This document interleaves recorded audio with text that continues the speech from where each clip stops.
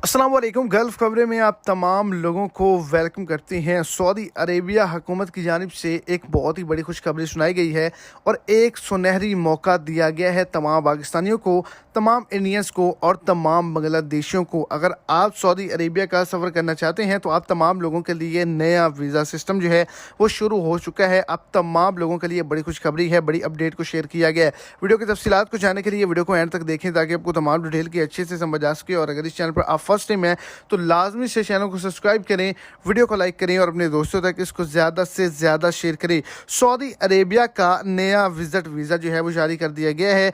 Investor visitor visa जारी किया गया है। अगर आप सऊदी अरेबिया के अंदर बिजनेस करना चाहते हैं, सरमायाकारी करना चाहते हैं, जो विजन 2030 के हवाले से सऊदी हुकूमत की जानिब से कहा गया है कि वजारत खारजा के पोर्टल पर ऑनलाइन आप वीज़ा हासिल कर सकते हैं, जो कि आपको मेल कर दिया जाएगा, ईमेल कर दिया जाएगा और आप सऊदी अरेबिया का बाआसानी सफ़र कर सकते हैं।